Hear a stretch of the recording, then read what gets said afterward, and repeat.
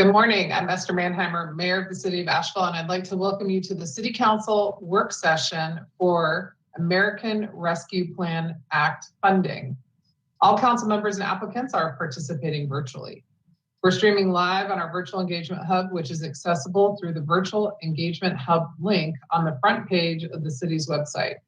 We also have an option for the public to listen live by phone by dialing 855-925-2801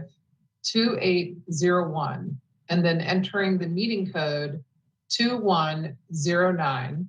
And then when prompted, press 1 for today's meeting. For those of you joining us today, welcome. I will now go through and introduce all the council members and staff leadership. Council staff, when I say your name, please say a quick hello. Vice Mayor Smith. Good morning. Councilwoman Kilgore. Good morning. Councilwoman Mosley. Hello. Councilwoman Roney. Good morning. Councilwoman Turner. Good morning. Councilwoman Whistler. Hello.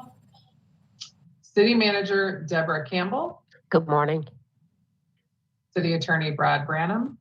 Hello. And our Assistant City Manager Rachel Wood. Good morning.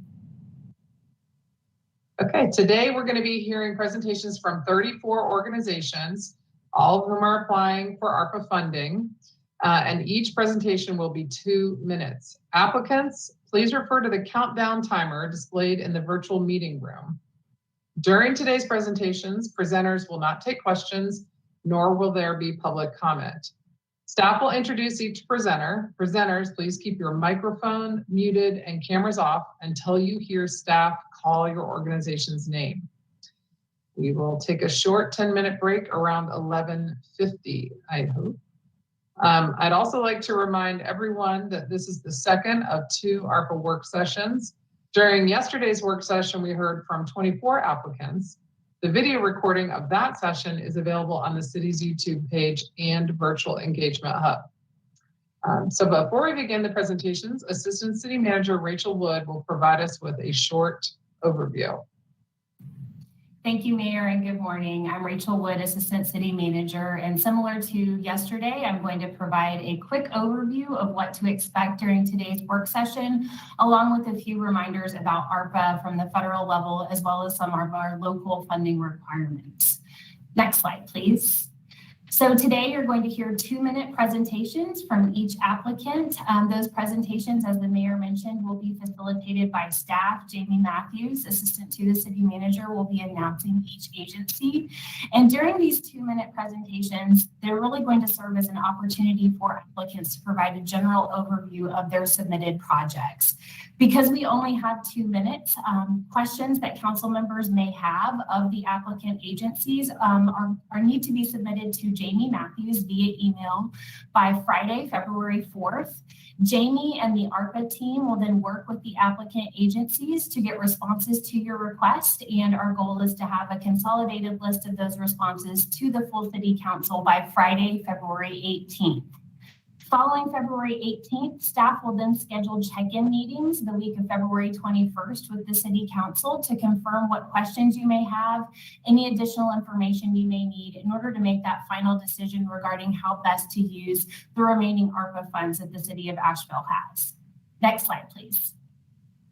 So a few quick ARPA reminders. The City of Asheville received a total allocation of $26.3 million in ARPA funding.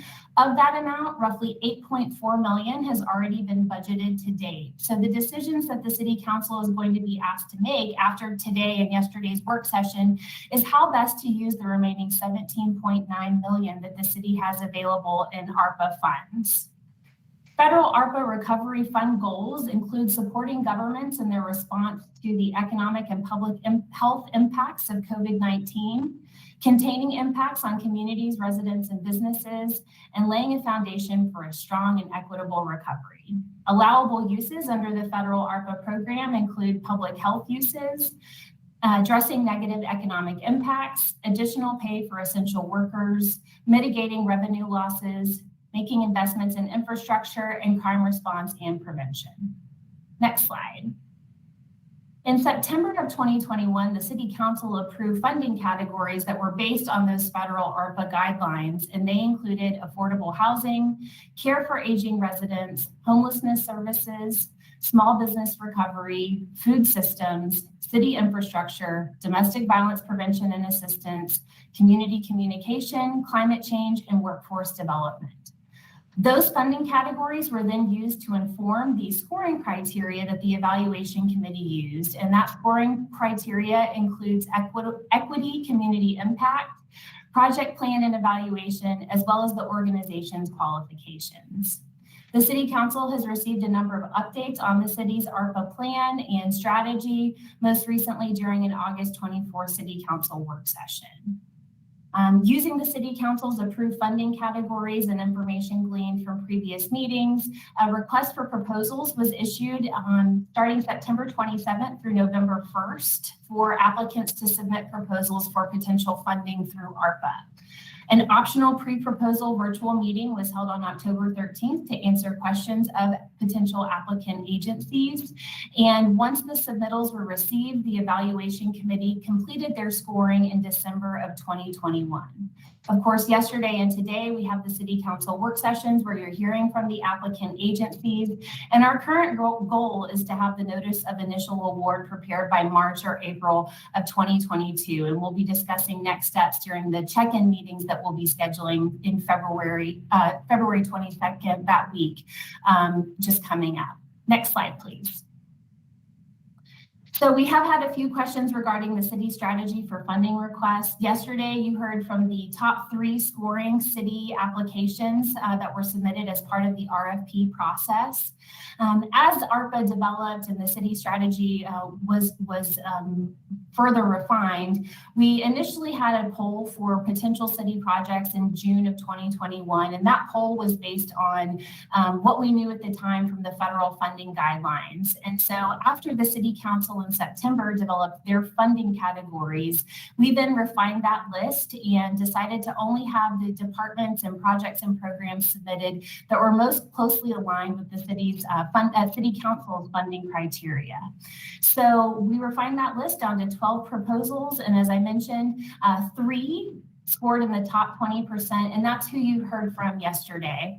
The remaining projects and programs are definitely needs that we have across the organization and the community. And so right now we're looking at alternative funding sources to fund those projects and programs, including the federal infrastructure bill, looking at state ARPA funds that are going to be available for water projects starting in spring of 2022, also looking at other federal and state funding sources, and then of course considering options for funding as part of the FY 2022-2023 operating and CIP development process. Next slide, please. So a quick reminder on next steps. Obviously, yesterday and today, you're going to be hearing those 2-minute presentations from applicants. We're asking members of the City Council to submit their questions that they may have of the applicant agencies to Jamie Matthews by close of business this Friday. And then by February 18th, staff will work with those partner agencies to get a consolidated list of responses to your questions back to you. Then the week of February 21st, we'll schedule those City Council check-in meetings to discuss what additional information you may need in order to make ultimate decisions regarding how best to spend that $17.9 million that we have remaining. And then our current goal is by March or April of this year to have the notice of initial award provided to agencies who will be receiving funding. And with that, I'm happy to answer any questions. If there are no questions, I'll turn it over to Jamie to introduce agencies. Thank you.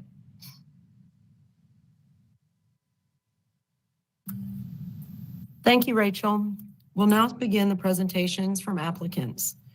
The first presenter is Dee Williams with Eagles Wings Community Development Corporation, proposal number 29.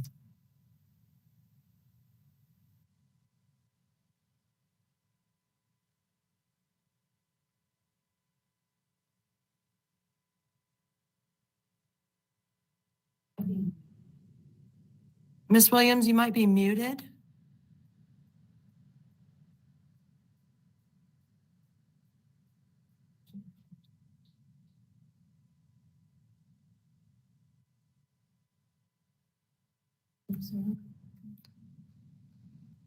Okay, we'll move to the next applicant and can come back to Ms. Williams. The next presenter is Sarah Dickerson's with Elida Homes, proposal number 31. Hello, thank you all for inviting us all here today to be able to speak to you on the items that we have proposed. My name is Sarah Dickerson. I'm the director of the ESTA program, and I wanted to present our homeless services program. Our homeless services program works hand in hand with our workforce development program to serve the most vulnerable youth in our community. These are youth who have aged out of systems of care, including mental health, foster care, and juvenile justice services. These risk factors have made them likely to become part of our chronically homeless community in the future. Our idea is to provide an early prevention program with ongoing supports to be able to help these youth become independent and successful members of our adult community. If considered for funding, our program is not only a good investment for the population we serve, but also for the community as a whole, as it comes at 1/7 of the cost of the average cost of chronically homeless services. With this funding, we hope to be able to not only repair our facility with some necessary repairs and secure the transportation that we need to be able to continue services, but also support our staff better. With the pandemic, there have been more and more barriers to accessing services for this young adult population. Rent has increased 34% in the last year. Youth have to schedule appointments with the DMV and hope that there are enough people there to be able to fulfill that appointment. The number of hours staff are spending in helping youth achieve the outcomes that we've provided for the last decade have increased dramatically.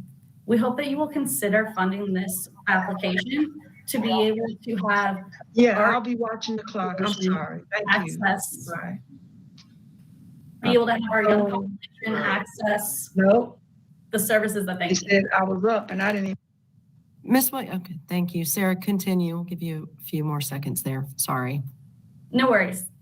As I was saying, we just hope that you all will invest in this program to be able to help these young adults who are the future of our community succeed. Thank you.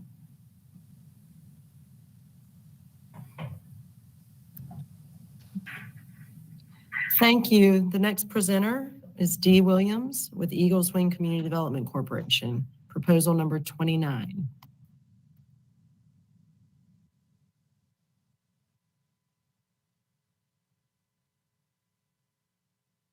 With Eagles Wing Community Corporation, proposal number 29. Okay, Ms. Williams, we can hear you now.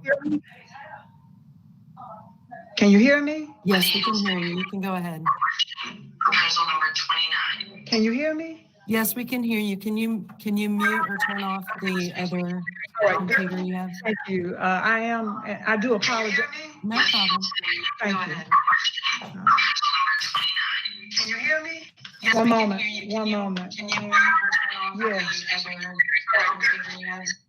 Yes, I'm so sorry. I do apologize. That's fine. That's for good.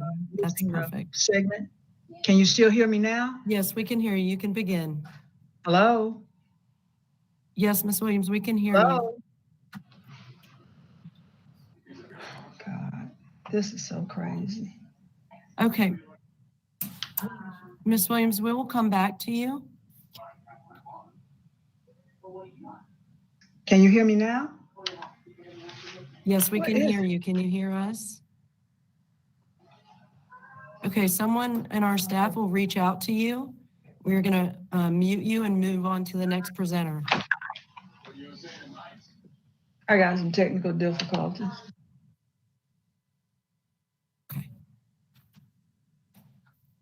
Okay, the next presenter is Marissa McMorran with the Food Connection, proposal number 30. Good morning. Thank you, City Council and City staff. I am Marissa McMorran, Executive Director of Food Connection. Our mission is to ease hunger and reduce waste by redistributing surplus prepared food to nonprofit partners that serve our neighbors in need. Since our inception in 2015, we have distributed more than 385,000 nutritious meals. At the onset of the pandemic, Food Connection pivoted our model of service to purchasing chef-prepared meals. This program allowed us to connect more than 72,000 meals to people in need, many of whom do not have consistent access to nutritious prepared food. Now, Food Connection is focused on an expansion that combines our two models of service. We've just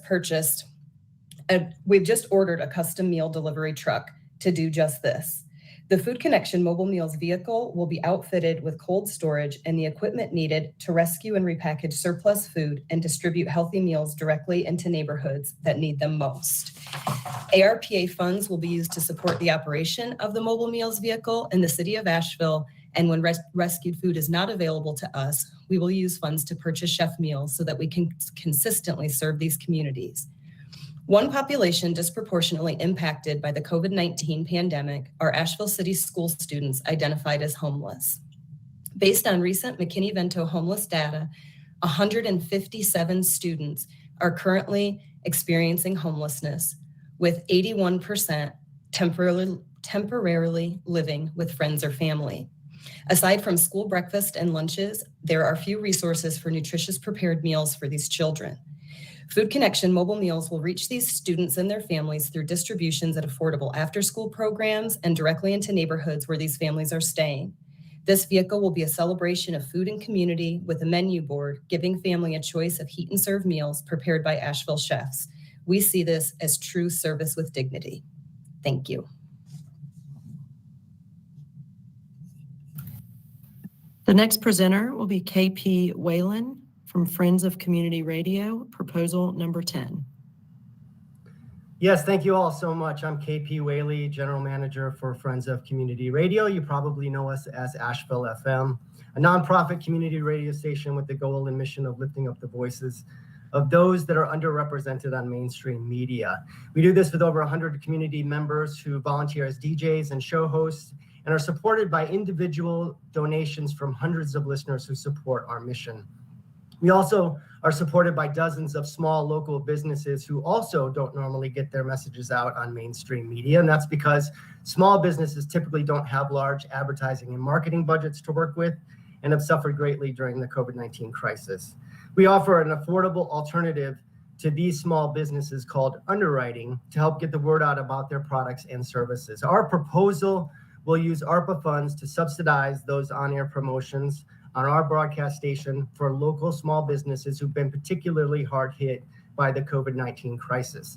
That would include, an emphasis on BIPOC and women-owned businesses, those with less access to resources, and those serving disadvantaged communities. These are the types of businesses that we want to serve as part of our mission, and our listeners want to discover so that they can support the businesses that support us.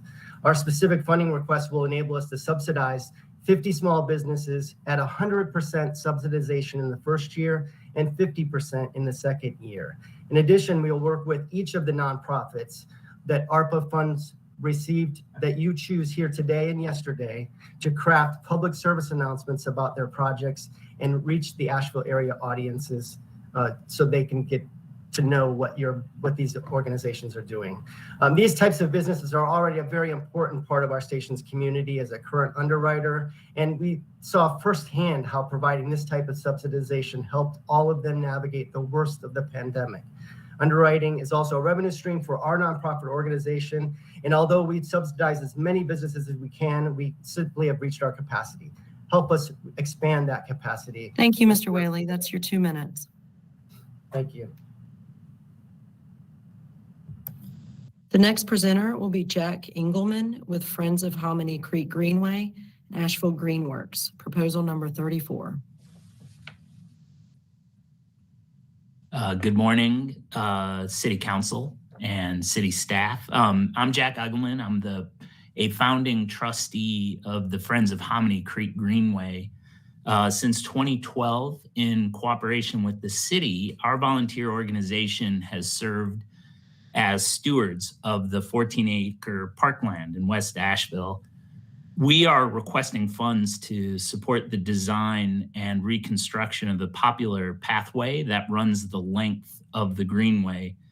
Our objective is to ensure the trail is more resilient to a changing climate.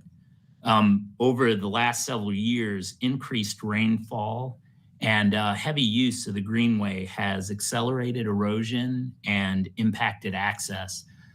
At times, the trail is not accessible during wet conditions.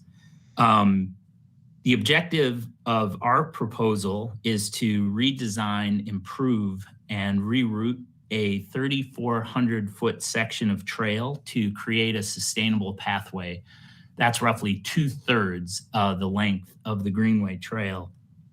The project will link a recently completed trail project that improved 1,000 feet of trail from Shelburne Road. The completed project was funded by grants and donations and volunteer work. This is virtually a shovel-ready project, and we've demonstrated that we have the capacity to implement and complete the project. Another objective of the project is to make sure that the Greenway is accessible to all city residents who may not have access to a safe and accessible green spaces throughout our city. Thank you for your consideration. The next presenter is Ronald Gates with Gateway Group of Asheville, proposal number 33.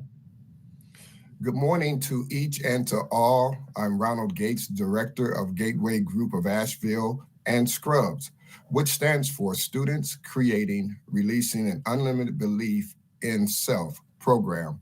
Scrubs is a medical training program for 6th through the 8th graders to prepare them for a career in the following fields, which is definitely needed: medical lab technicians, physical therapy, respiratory therapy, infectious prevention, and other medical fields. We are presently, and I mean presently, in collaboration with MAHEC, Minority Medical Mentoring Program, which focus on 9th through 12th. So it will be a smooth handoff with that program, which is designed to reach underrepresented minority high school students. Our endeavor is to increase the percentage of minorities into the medical field and prepare them for fulfilling critical roles in the health and medical fields in the future. Again, we are presently working with Dr. Fran, Jacqueline Hollum, and Rachel Bemis in regards to making this happen. This is through your support and funding. We'll be positioned to be able to work in regards to workforce development, but also to stimulate, increase, and impact with more minorities in the medical field. Thank you for your time. Appreciate it. And I'm done. The next presenter will be Sam Ruark with Green Built Alliance, proposal number 35. Good morning. My name is Sam Ruark, and I'm the Executive Director for Green Built Alliance, a local nonprofit advancing sustainable living, green building, and climate justice through inspired action, community education, and collaborative partnerships. We currently provide energy efficiency upgrades to approximately 200 low-income families per year through our Energy Savers Network program. We have provided energy efficiency upgrades for over 800 clients since 2016. And in 2021, we facilitated the installation of 13 solar energy systems for some of these households. We identify clients to be served through collaboration with other local nonprofits and through existing clients sharing the benefits of this program with their neighbors, family, and friends. These are residents who have been disproportionately affected by the pandemic.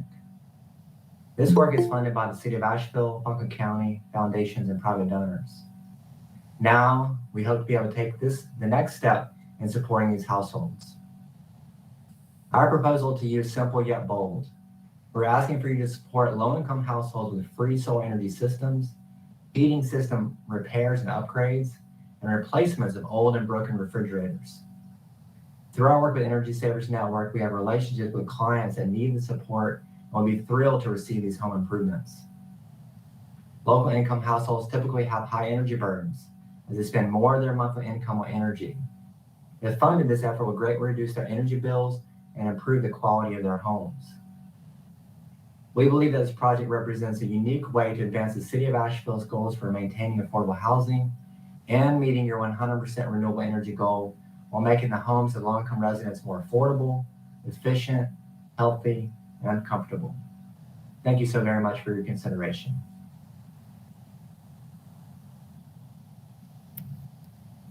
The next presenter will be Maui Vang with Hatch Asheville Foundation, proposal number 37.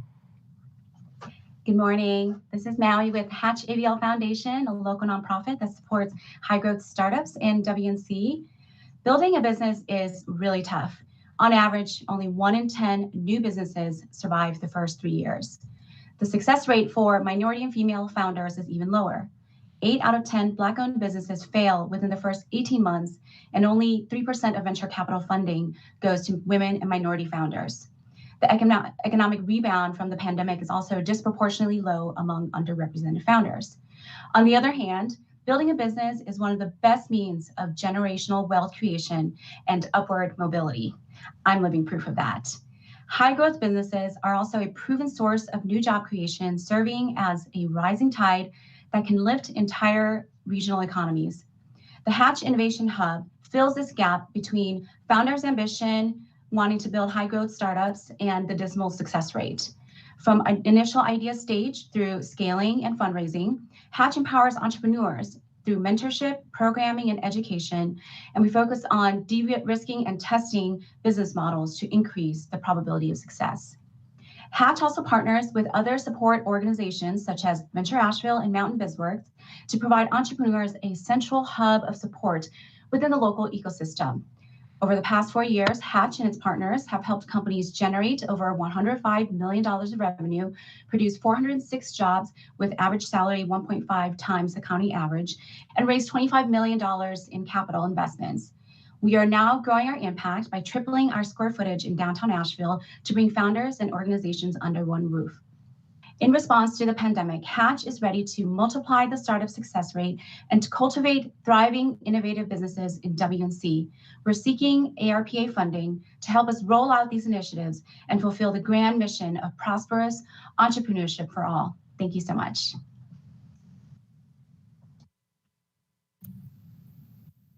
The next presenter is April Burgess Johnson with Helpmate, proposal number 66. Thank you. Good morning. I'm April Burgess Johnson from Helpmate. Helpmate has provided safety, shelter, and support for domestic violence victims for well over 40 years and serves 3,500 survivors annually. Our emergency shelter serves those at highest risk of homicide, with 91% of victims living in our shelter in the extreme risk category for danger of being murdered by their partner. There's a strong correlation between lack of available domestic violence specific emergency shelter beds and high rates of domestic violence homicides. In a 10-year time span, the top 3 counties in North Carolina for the number of domestic violence victims who couldn't be sheltered in their home county due to lack of space were Buncombe, Durham, and Guilford. The top 3 counties for domestic violence homicides were also Buncombe, Durham, and Guilford. Without question, Asheville has a problem with homelessness. Domestic violence is the leading cause of homelessness for women and children.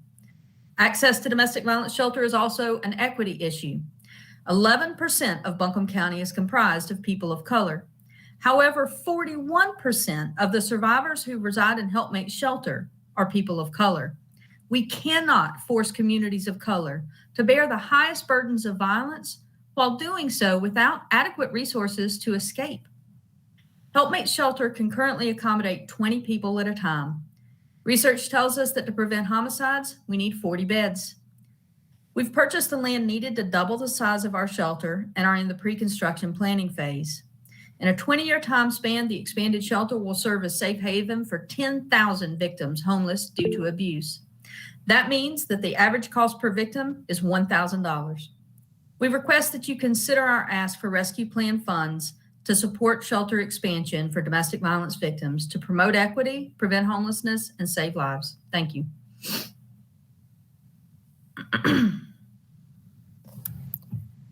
Our next presenter will be Adriana Chavella with Ola Carolina, proposal number 38. Buenos días, everyone. I am Adriana Chavella, the Executive Director of Ola Carolina. Hola Carolina is an immigrant-led grassroots 501c3 nonprofit organization. We explore and give a critical voice to the diversity of our community. The Equally Informed Initiative is a project that began in 2020 as the pandemic was crippling our community. We quickly saw a need in the Latinx community to share alerts, information, and messaging. Our program fills the gap in the news information, combats misinformation, and improves communication for the Spanish-speaking community.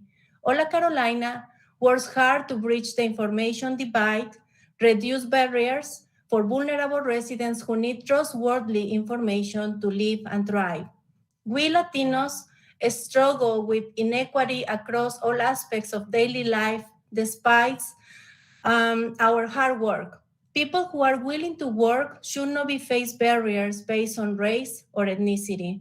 Hola Carolina is the most trusted source of news and information in the Spanish-speaking community.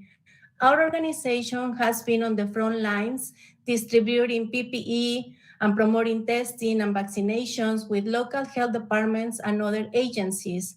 Our language task force fields requests for translate materials for state, local government, public health agencies, law enforcement, school systems, and more.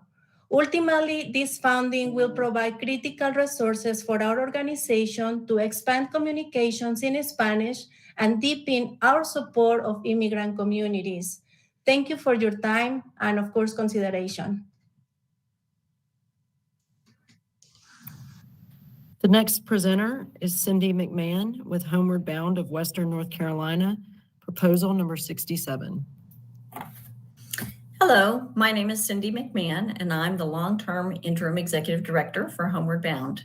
Thank you for inviting us to make this presentation, and also I'd like to share our profound gratitude for the forgivable loan from the city that helped make it possible for us to purchase the former Days Inn on Tunnel Road. We are now in the quiet phase of a capital campaign to renovate this property, where we will create 85 units of permanent supportive housing, thereby reducing chronic homelessness in our community by 40%. As you know, the city and county both contributed $2 million in ARPA funds for the purchase of this property. Since then, Buncombe County has come forward with an additional $1 million for the renovation. Our model is to raise the funds on the front end so that the project can be self-sustaining over the long haul. Homeward Bound is requesting $1.2 million, $1 million for the renovation, and $200,000 in continued funding for chronic verification staff who provide the necessary paperwork for those who have been chronically homeless to move into this property or other permanent supportive housing options around the city. As we plan for this new project, Homeward Bound is relying on our previous success with permanent supportive housing across the county and at the Woodfin Apartments. Particular areas of focus for our planning include neighbor relations, security, and racial equity, with emphasis on staffing as well as access to our services. We're making great progress with the quiet phase of the campaign while we also move forward with the renovation process. We've chosen a general contractor and hope to sign the contract soon in the hopes of finishing the project by the end of the year. With the local construction market as it is, we have not been surprised to see the costs rise and still need to raise approximately $4 million to complete the project. It's vital to the success of our campaign that we have city leadership in order to leverage private dollars. In the media and in our community, homelessness is the largest challenge facing the city of Asheville today. We bring you an opportunity to bring a solution to that reality. Thank you very much. The next presenter will be Shonda Sanford Jackson with the Housing Authority of the City of Asheville, proposal number 60. Good morning. I'm Shonda Jackson, and I'm the Director of Resident Services at the Asheville Housing Authority and the founder of PODS. When most people hear PODS, they usually think of the 200 plus children from our housing communities that participated in remote learning, or the 50 children that participated in summer camp, or even the 80 children currently attending the after-school program at the Eddington Center, which provides transportation, snacks, and meals daily.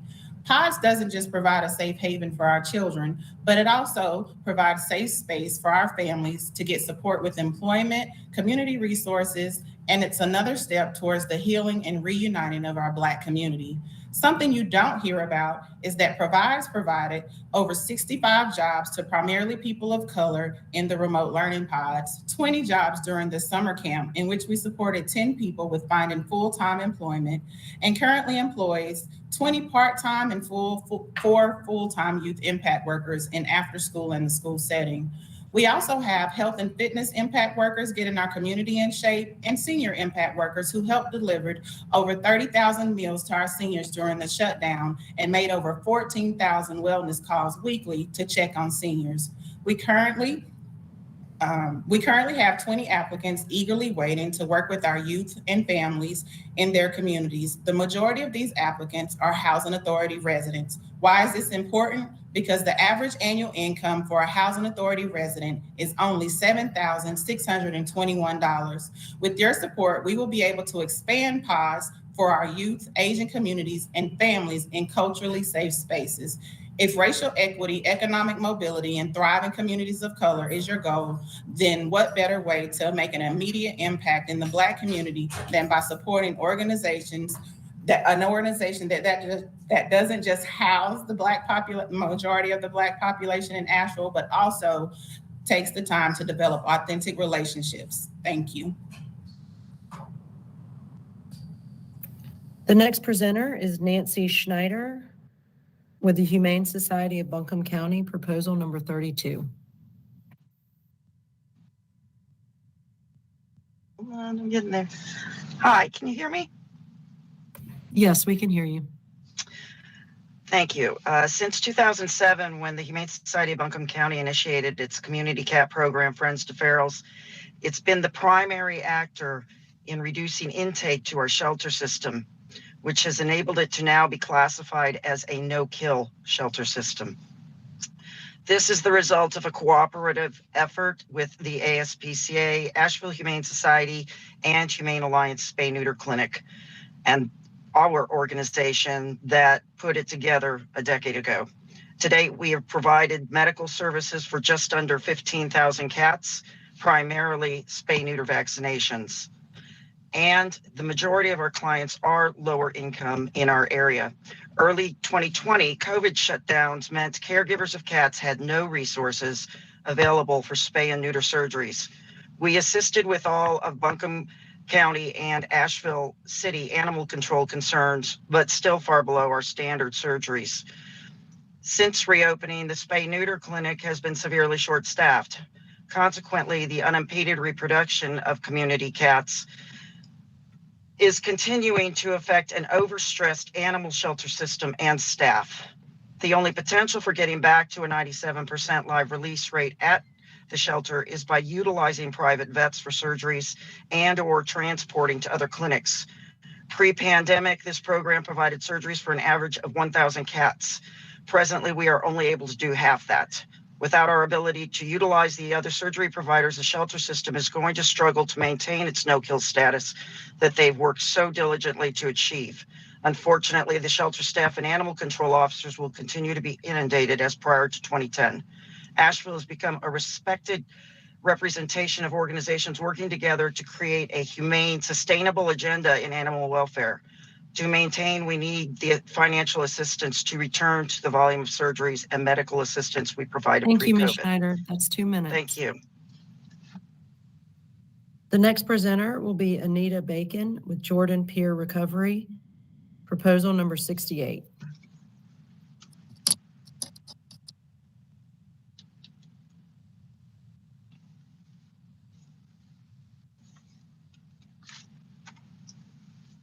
Good afternoon. My name is Anita Bacon. I'm with the Jordan Peer Recovery housing program.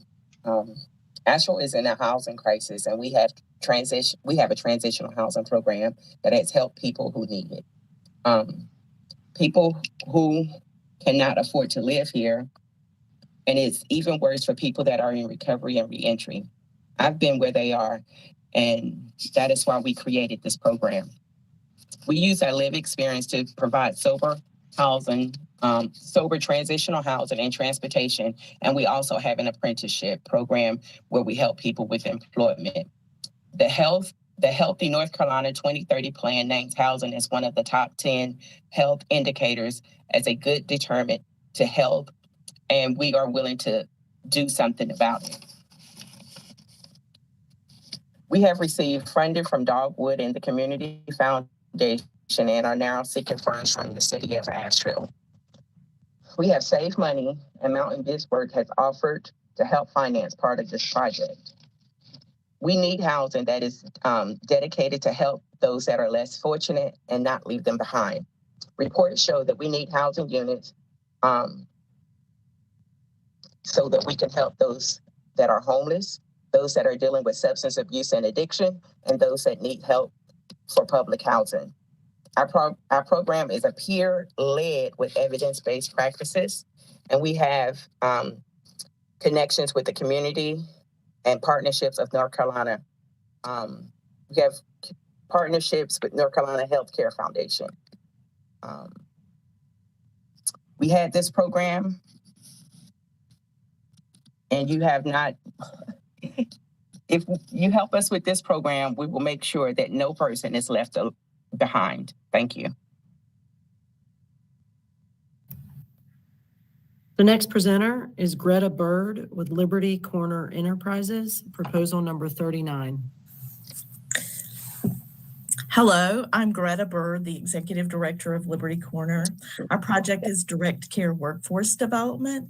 The COVID-19 pandemic created a crisis for the direct care workforce while reinforcing the enormous value of all essential workers. This project is intended to supercharge the workforce development to increase the number of direct care workers for citizens with developmental disabilities while providing opportunities for underemployed workers.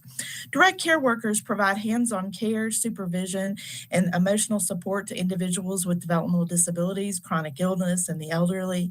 The need for a prepared, committed, and sustainable long-term care workforce is crucial as this work cannot be done remotely. Direct care and nursing assistants make up the third largest occupation in Asheville, directly behind retail, sales, and fast food service. A strong direct care workforce will increase the economic impact in our community. It's the largest growing occupation in the country due to the shift in population demographics. 80% of direct care workers are women. 50% of the direct care workforce are people of color. Supporting a strong and diverse workforce that supports women and people of color is simply good business and sound economics. The outcomes of our project include the development of a direct care workforce public service campaign to attract a new generation of employees, a strategic plan for development of a career pipeline with local high schools, community colleges, provision of on-the-job training to a targeted number of 500 additional direct care workers. Liberty Corner has been an employer and service provider in Asheville for 35 years. We have a long history of collaborating with community partners. Some past projects include funding through the North Carolina Housing Finance, the Helen Keller National Center, and the North Carolina Council on Developmental Disabilities, as well as funds from Buncombe County. We believe we have the expertise and long-term experience to manage local and federal funds. Thank you. The next presenter is Brent Wyatt with Loving Food Resources, proposal number 40. Good morning. I'm Brent Wyatt with Loving Food Resources. I'm the executive director. Loving Food Resources is a food pantry located in Asheville that serves people with HIV as well as people who receive in-home hospice care. We are in our 30th year, and we cover the 18 counties of Western North Carolina. Our project is directed at food systems. At the height of the pandemic in June of 2020, out of a need in the community, we started offering a community meal once a week. The kitchen we have was built in 1965 and the last update was in 1970. So to prepare food for 50 to 60 people once a week has been a real challenge. We have had the good fortune of working with organizations such as Food Connection to receive food, but still with food having to be prepared, the need to renovate this kitchen is great. An example of the people that we are serving is at the height of a pandemic, we had a single mother of two who went from going to work to working from home, as well as within weeks, her children were now at home as well as working. She's now actively involved in their education, providing 3 meals a day. This 1 meal a week was a gift to her, to where she was able to not worry about lunch on a Thursday.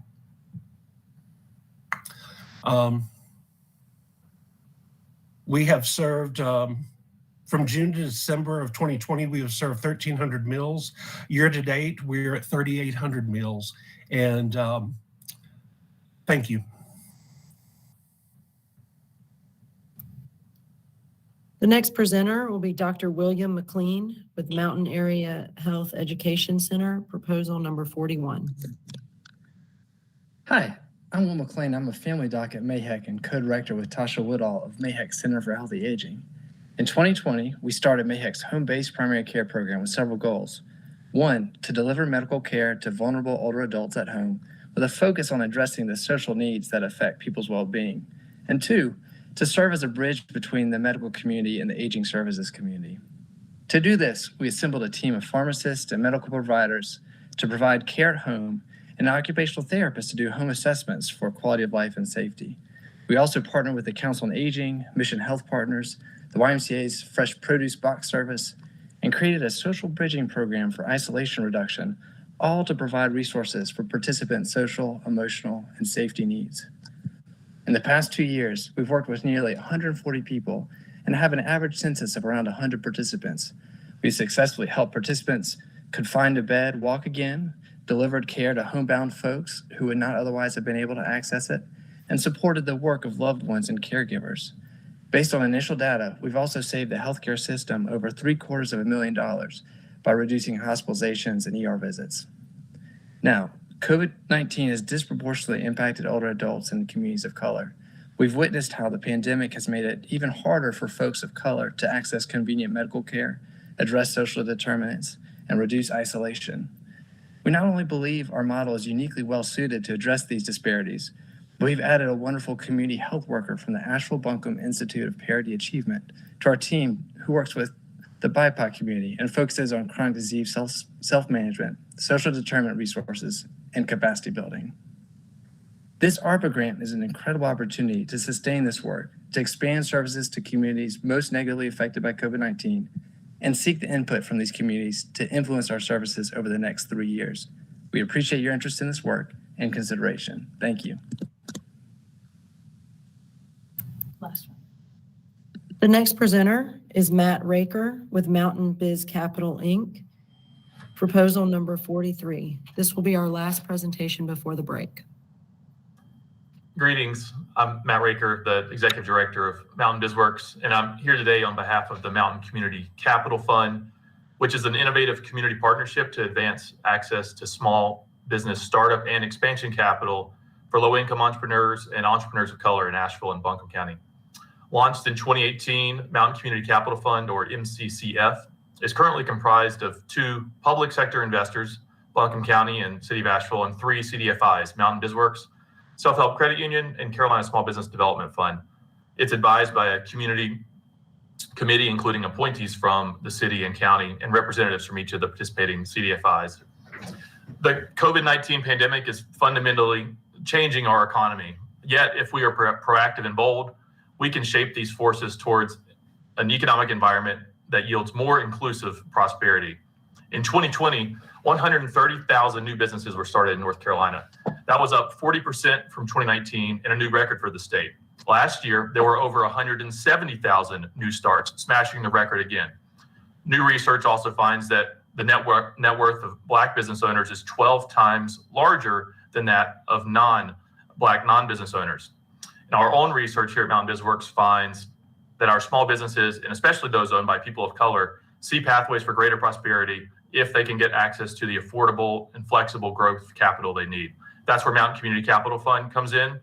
MCCF serves an essential barrier-busting role as a loan guarantee facility so that its CDFI partners can say yes more often.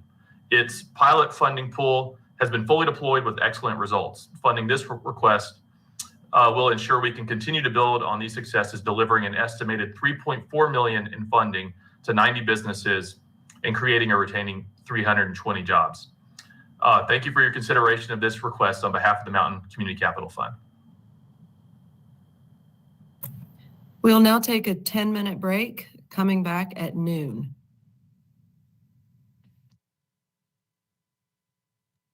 Okay, everyone, welcome back. We'll now begin the ARPA presentations. Our first presenter will be Dee Williams with Eagles Wings Community Development Corporation, proposal number 29.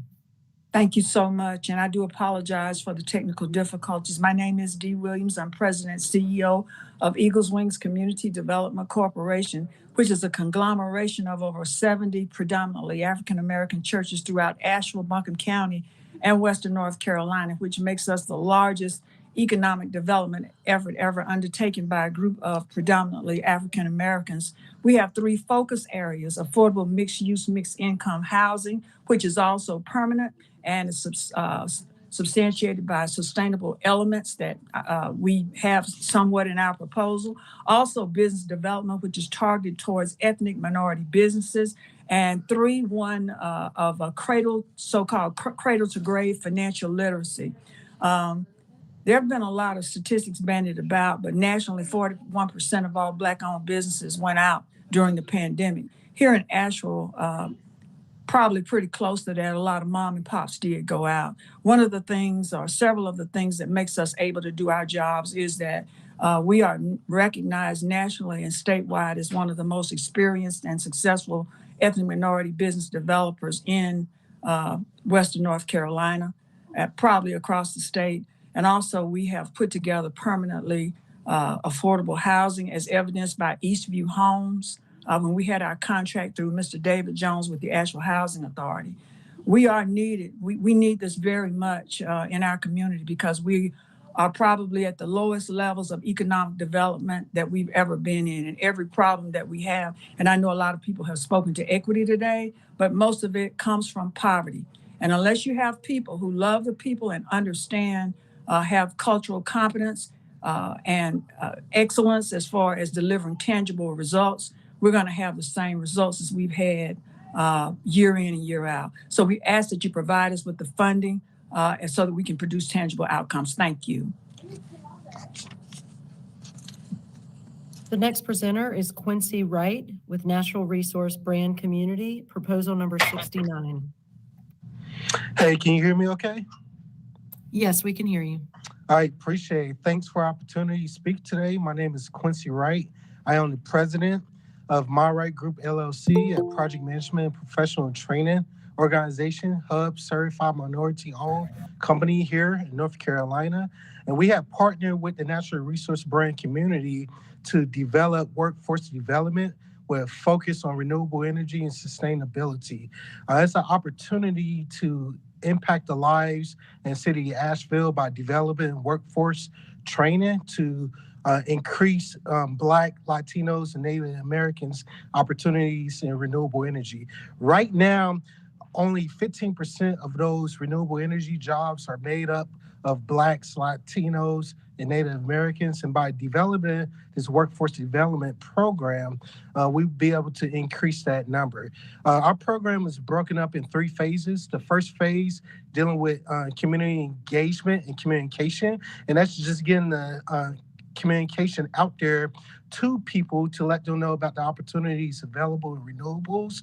Phase 2 and phase 3 is a 15-week program where we will walk participants through understanding of safety, construction, renewable energy, sustainability. At the end of the program, they will receive 3 certificates around OSHA 10, so safety, sustainability, and also home efficiency as well, which would give them a more marketable stance to enter workforce.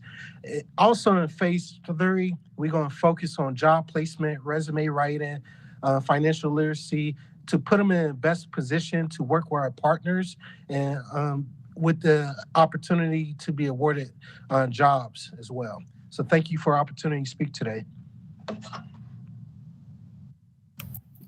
The next presenter is Reverend Scott Rogers with Permanently Affordable Homes, ABCCM, proposal number 57. Good afternoon. I'm Reverend Scott Rogers. It's an honor to be here. ABCCM for 20 years has provided through 300 churches and over 1,000 volunteers, helping homeless women and mothers with children. 8 out of 10 have left us in the last 14 years and not returned to homelessness. This speaks directly to the city's focus on having non-reoccurring homelessness. Yes, we want it short and brief, but they need to leave also with jobs and job skills. Our new campus at Transformation Village has a comprehensive set of services, health services, clinical services, and most importantly, AB Tech, to our knowledge, is the first co-located community college on a homeless campus, providing the training and job skills that lead to that stable income and good jobs, better than living wage jobs. We have 166 women on our waiting list. 68 are moms with 79 children. And we have a plan for the last 10 years that matches with the city's plan to end homelessness. We can't swallow the whole elephant at once, but we can take every homeless woman and mother with children and provide a place in partnership with the Rescue Mission and the Salvation Army Network so that we can reach functional zero. We've invested $13 million already in expanding from 50 to 100 beds. This proposal will add the units that can serve moms with homeless children in schools and really provide that opportunity. We appreciate your consideration and support in conjunction with the city. The next presenter is James Barrett with Pisgah Legal Services, proposal number 44. Hello, I'm Jim Barrett, Executive Director of Pisgah Legal Services, which provides free civil legal services to low-income people. Our proposal seeks to help people most hurt by the pandemic, including people of color. This is a collaboration between Just Economics and Pisgah Legal Services for a 3-year project. We will help with the goals of upward mobility and promoting equity in the housing market and economy. We will address the fact that housing costs are outstripping wages by keeping people in their homes and promoting more affordable housing. And our work will benefit the lowest income residents who are most challenged by the pandemic and who are disproportionately people of color.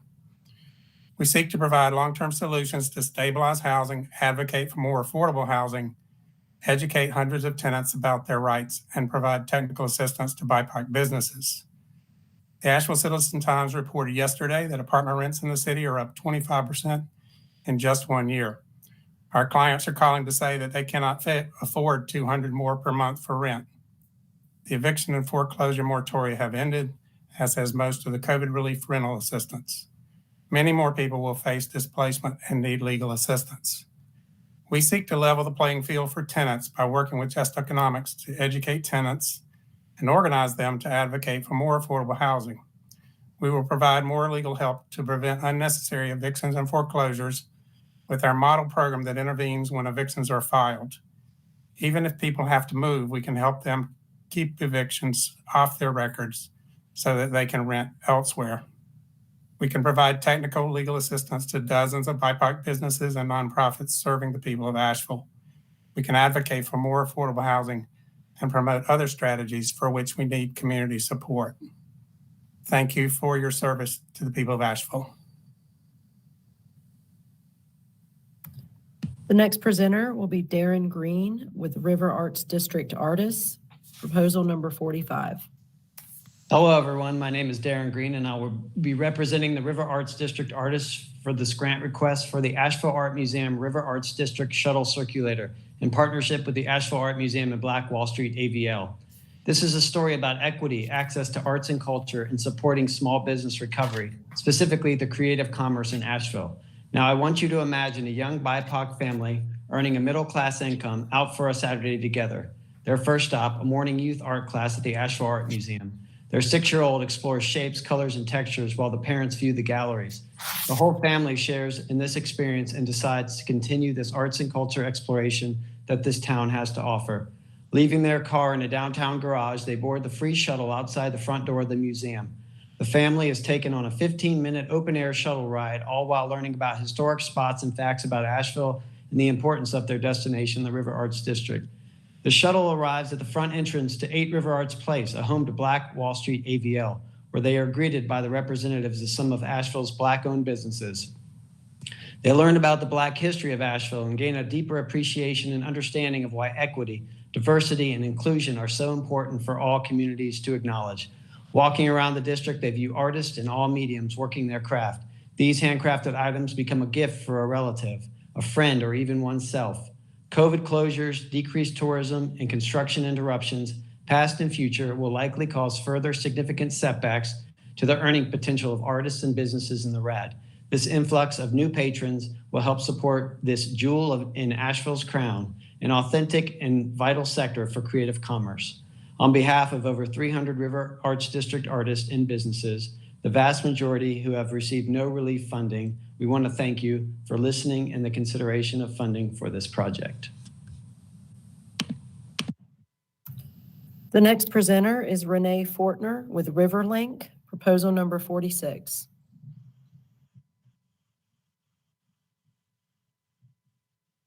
Hello, can you hear me? Yes, we can hear you. Thank you for this opportunity to discuss RiverLink's proposal to install green stormwater infrastructure in parking lots on AB Tech's campus. Green infrastructure is a nature-based solution to dealing with stormwater runoff. Basically, it filters and absorbs stormwater where it falls. This project, however, is much more than a stormwater project. It embodies multiple goals identified by City Council to help Asheville recover from the impacts of COVID. Climate resilience, social equity, and workforce development are core components of the project. Climate resilience. As extreme rain events and flooding become the new norm in our region, this project will help our city be more climate resilient. Once constructed, 200,000 gallons of polluted runoff will be captured and soaked into the ground during a single 1-inch rain. And 200 tons of sediment per year will be kept out of the French Broad River. Social equity. This area of AB Tech's campus drains through the historic African-American Southside community. Runoff has caused sinkholes and gullying on Southside residents' property. This project will repair erosion damage and keep future runoff on AB Tech's campus and engage the Southside community throughout the process. Workforce development. We are all aware of how student learning suffered during the many months of remote learning due to COVID. RiverLink is working with AB Tech faculty to provide workforce development for their students as part of this project. This rare opportunity will provide a much needed hands-on experience for AB Tech students, better preparing them for the workforce. This collaborative project offers an incredible return on investment for American Recovery Plan funds in the city of Asheville. We hope that you will partner with RiverLink and help our city recover from the pandemic. Thank you. The next presenter is Tiffany Bell with the Spark Foundation, proposal number 47. Thank you for having me. I'm the Domestic Violence Program Director of Spark, a local nonprofit focused on community safety and healthy families. According to national studies, rates of domestic violence have increased 8% and can be attributed to the many stressors brought on by the COVID pandemic. When individuals lack coping skills to deal with these stressors, it results in an increased use of power, control, and other abusive tactics, which means a higher risk to partners and children. To decrease the number of domestic violence incidents, services must also be aimed at those who are committing the abuse. At Spark, we believe that services provided to those who use abusive tactics are domestic violence prevention services. There is a saying that hurt people hurt people. Children exposed to violence and trauma are at an increased risk of using violence as adults or becoming victims of it. Participants in our domestic violence program report a higher level of childhood trauma than the general population. In one class, 5 out of 8 participants described witnessing domestic violence as children, including one who held his mother's injured hand in his hands after an assault. Most often, these past traumas are not addressed and are further compounded by poverty, community violence, personal losses, in addition to the stressors from the current pandemic. Without intervention and healing, it is a cycle that will continue. SPARK intends to break this cycle by addressing the traumas of the participants in our domestic violence program by providing individual evidence-based counseling to address traumas, as well as having staff receive training in trauma-informed clinical practice. Staff will also be hired to expand existing services in response to the increase in referrals seen during the pandemic. Thank you for your consideration. The next presenter is Laura Jeffords with the Mediation Center, proposal number 42. I'm Laura Jeffords, Executive Director of the Mediation Center, talking about the collaborative proposal from the Mediation Center's Family Visitation Program, Pisgah Legal Services, Helpmate, and Our Voice to ensure that Asheville survivors of domestic violence, sexual assault, child abuse, and human trafficking have continued access to the continuum of critical services. This is a one-time funding need that will help prevent a devastating but temporary gap in civil legal aid, advocacy, counseling, case management, and supervised visitation services for these survivors who may face extra hurdles during Asheville's COVID-19 recovery. A $1 million annual gap in funding for these programs exists because of cuts to state block grant funding resulting from changes in Federal Victims of Crime Act funding. The federal gap will be resolved over the next 3 to 5 years, but in the meantime, all 4 projects need replacement funding to deliver crucial services in Asheville. In addition, COVID-19 increased disparities in rates of victimization and created new barriers for victims. Girls, young women, women belonging to ethnic and other minorities, trans women, and women with disabilities face a higher risk of domestic and sexual violence in their lifetimes. 21% of Asheville's population identifies as people of color, but this group accounts for 35% of survivors who use services. Immigrants face additional hurdles. Each organization in this collaborative provides critical, non-duplicated support, which will otherwise be unavailable to survivors with the highest barriers as they break free from systems of violence, sexism, and oppression. We are pulling together funding from a variety of sources over the coming years, including state-reverted funds, Buncombe ARPA funds, the Dogwood Foundation, and private donations to cover this gap. We also need funding from the City of Asheville to ensure that the continuum of services for survivors in the city stays strong. Thank you.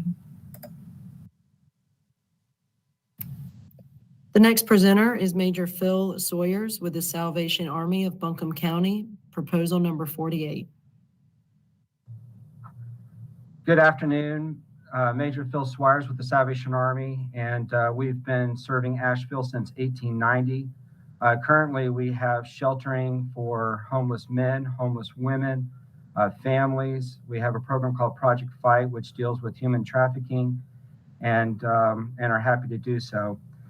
We began serving when the pandemic hit, and did so with a food truck that was parked on French Broad, serving lunch and dinner for 7 weeks straight for individuals needing food when the pandemic happened. For us, we worked with the city, and in conversations with both city and council, we're told that there were unmet needs for unvaccinated and vaccinated folks needing shelter, who were also chronic homeless, experiencing homelessness for over a year, who had predispositions to COVID. Through that work group session with the city, it enabled us to be successfully approved to have a contract with the state of North Carolina in March of 2020. We currently have that contract that ends in June 2022 coming up. And so we have applied for funding for the continuation of having folks stay in our shelter who are chronically homeless with predispositions that allow them to stay with us vaccinated or unvaccinated. We believe, the lowest non-city run shelter in the city. And this funding for us allows us to continue to provide what we are currently doing for those in this pandemic. We have two components of this. The first one is for us to run 4 years at $375,000 per year. This mirrors our current pandemic contract with the state. The second is to provide quarantine and isolation. We're the only place who currently are providing quarantine and isolation to people in the city.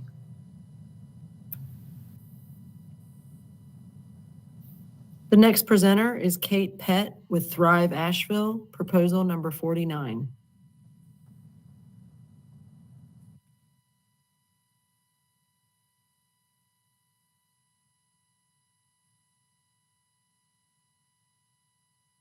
Kate, you might be muted.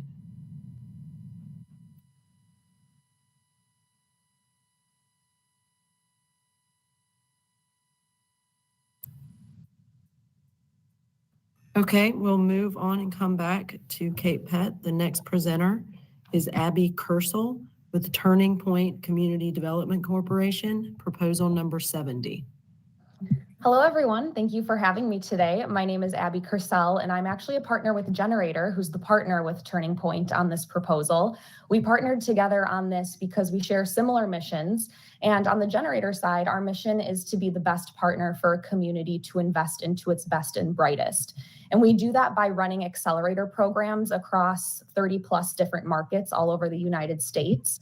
Our goal is to help individuals upskill themselves through our upskilling program that we're proposing, and then also create new jobs via entrepreneurship through our G-Beta Startup Accelerator program that we're proposing.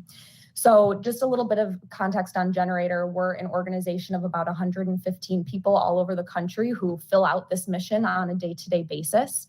And we're really thrilled at the prospect of bringing our programs to Asheville. The G-Beta program that I described has worked with over 600 companies at this point, and they've cumulatively worked with us to bring over $350 million in venture capital and wealth creation to their communities and create nearly 3,000 jobs. On the upskilling side, we partner with Microsoft and LinkedIn Learning to help individuals who are under or unemployed go through modules to digitally upskill themselves.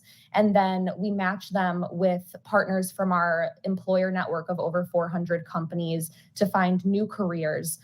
We have a great graduation rate of 77% so far. We have a placement rate of 70%, and we're really excited at the outcomes that these programs have been able to help communities across the country achieve, and are really excited at the prospect of being able to bring them to Asheville. So thank you so much for your time and consideration today. Okay, we'll go back to Kate Pett. Kate, can you hear us? I can. Can you hear me? We can. Great. Thank you. Thanks for that. Sorry about that. Good afternoon, and thank you for this opportunity. Our proposal is two-pronged. First, this proposal will increase access to affordable housing by expanding the successful landlord-tenant partnership. The landlord-tenant partnership is a collaborative approach to addressing a long-standing problem, the lack of voucher acceptance. With partners in the city, the Asheville Housing Authority, and Children First, the LTP has already empowered 23 families and 50 children to move from public housing communities into new homes and neighborhoods that better meet their needs. These houses are brand new to accepting vouchers as payment, so we have effectively increased affordable housing stock by 23 units. Additionally, 23 families have been able to move from waiting lists to more stable housing in public housing developments.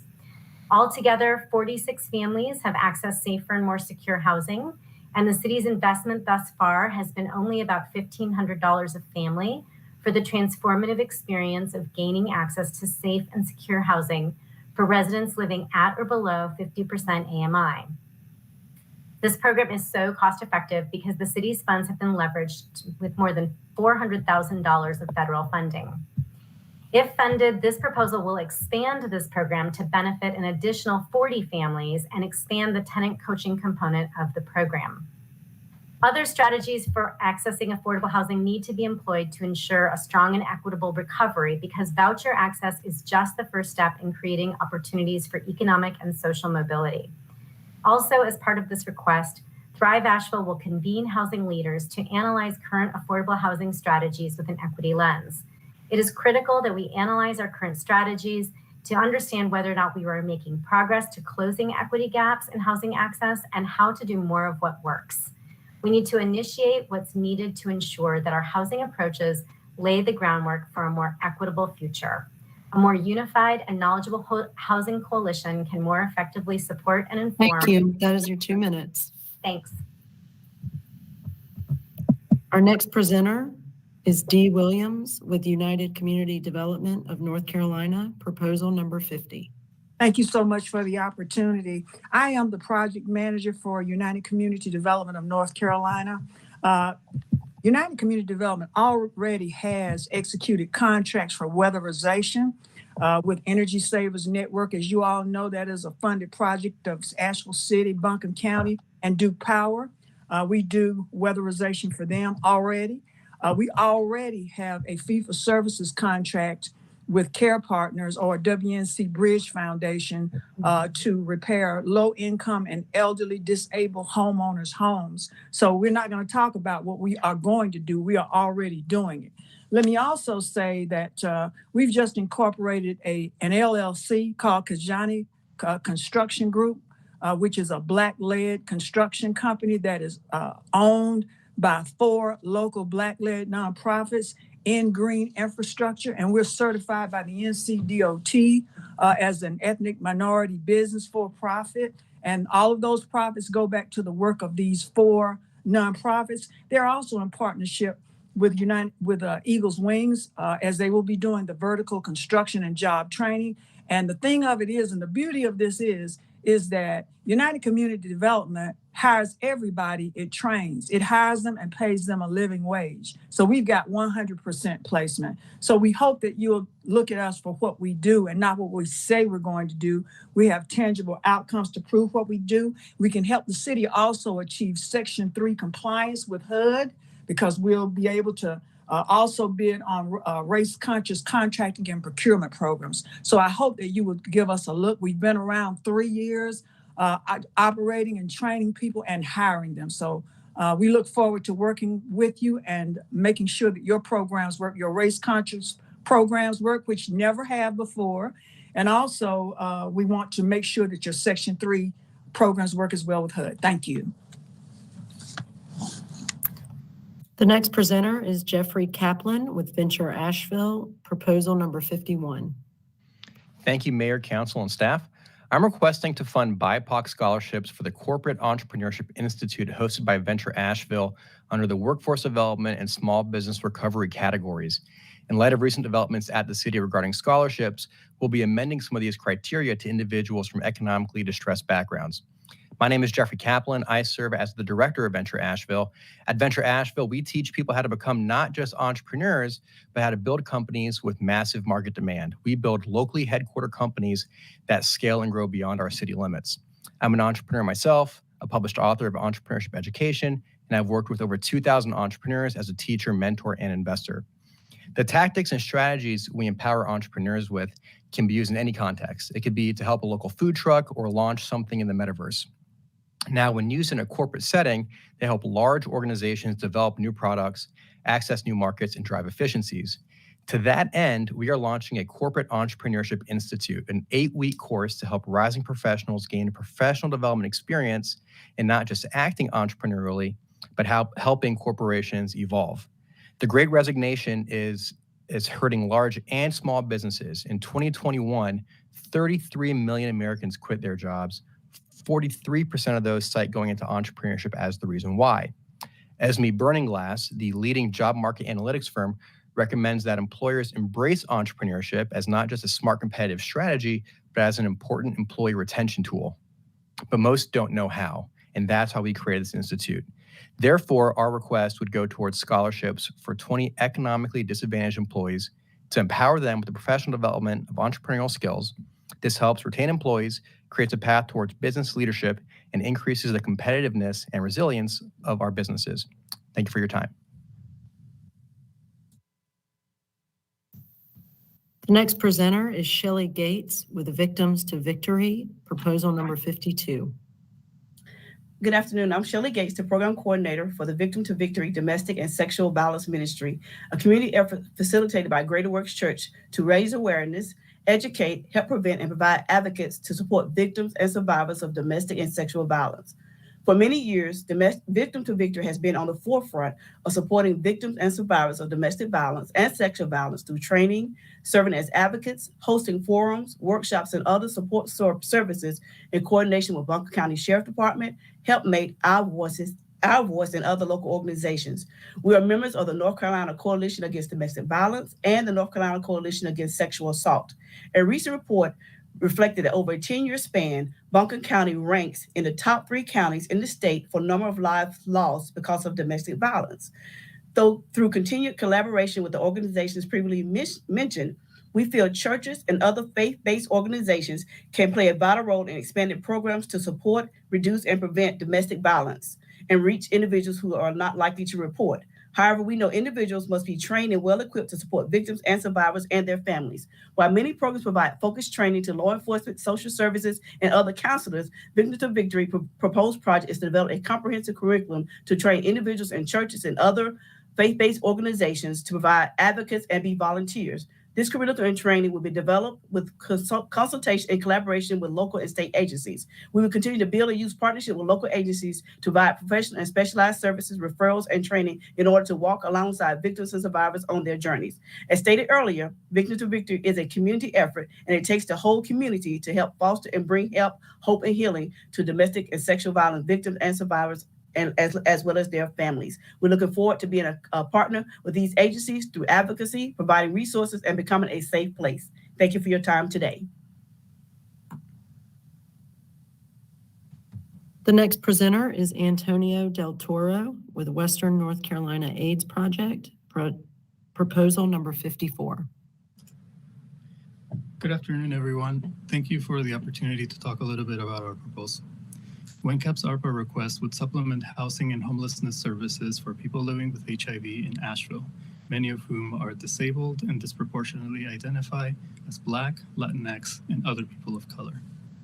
80% of this project is funded through the HUD program called Housing Opportunities for People with AIDS, also known as HOPWA. The program provides permanent housing vouchers as well as financial assistance to prevent homelessness and other resources. If approved, the ARPA grant would run concurrently with the HOPWA grant we have secured through 2024. As many of you know, it has become increasingly difficult to attract and retain landlords who accept housing vouchers. Our case managers are well qualified and experienced, yet they're often faced with few options for clients. In the last quarter of 2021, staff were unable to place any of our clients with vouchers due to the lack of suitable, affordable housing. In response to this ongoing challenge, WNCAP has designed an incentive program modeled on HUD's guidance. ARPA funds would allow us to offer incentives for landlord recruitment, referrals to new landlords, and lease renewals. This will help our agency remain competitive in a very challenging housing market and enable us to facilitate permanent housing for those experiencing homelessness more efficiently.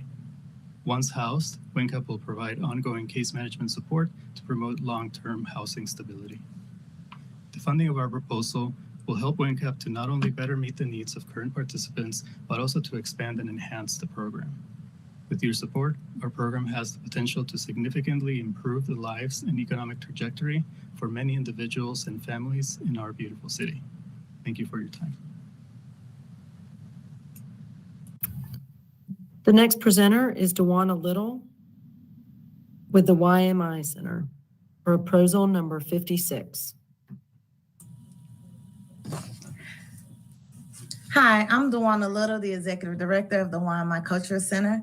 I'm here to discuss the community engagement to ensure effective and equitable COVID-19 response, or the CCCCR. For the YMI, this project reflects back to our beginnings in 1892. It honors the legacy of our founders in their fight for equality. Historically, the African-American community has suffered from higher unemployment rates, higher poverty rates, and a lack of resources to fall back on. YMI has provided education, community programs while promoting economic development and business incubation. With COVID-19, however, inequities grew as African-American families faced disproportionate impacts of failing economy and health systems. As a recognized leader, provider, and meeting place for African American community, YMI has a unique role to help guide this recovery. Working with the partner stakeholders and listening to the African American community, the CEECR identified 5 goals. First, develop pathways for effective community communications regarding equity. Second, create a street access community meeting space and city resource center. Third, a hybrid model for on-site and online access to services and programs. Fourth, expand the partnership in housing and workforce development. Fifth, institute a 3-year strategic equity recovery plan. As a first step, YMI will hire a project coordinator and community engagement specialist. These leaders will recruit and convene an advisory board for the program oversight and evaluation and to ensure all voices are heard. As a result, the thousands of individuals who come to the YMI will have greater program and service options. For those who do not come to the YMI, we will go to them to form a true collective voice. Most importantly, we will create a community that is able to identify, eradicate the root causes and disproportionate impacts of inequalities once the pandemic has passed.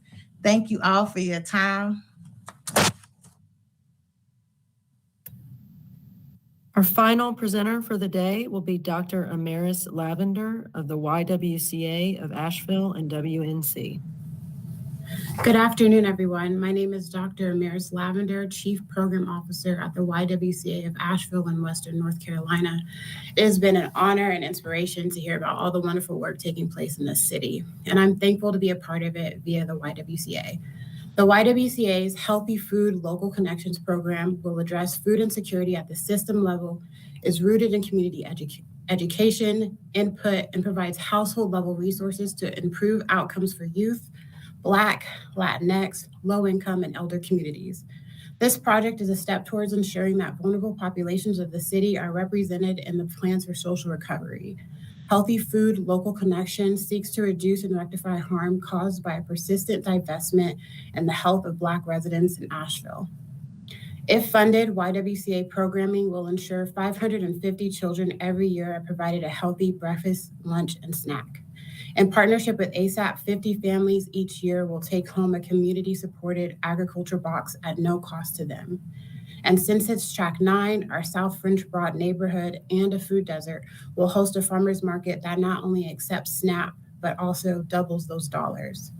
Melinda Aponte, our nutrition coordinator, is one of 3 people of color serving on the Western North Carolina Food Justice Planning Initiative. That's out of 50 people. Without diversity in organizations, initiatives, and collectives aimed at justice, the needs of the most marginalized are at risk of being overlooked and ignored.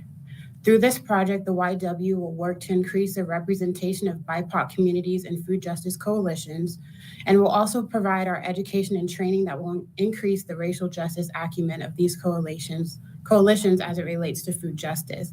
Because creating an equitable food system isn't simply about leveraging food resources, but also trust, relationships, and community.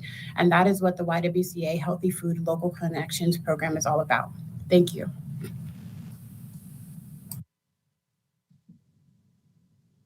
All right, that concludes all of our presenters from yesterday and today for the ARPA funding consideration. And we want to thank everyone who worked so hard.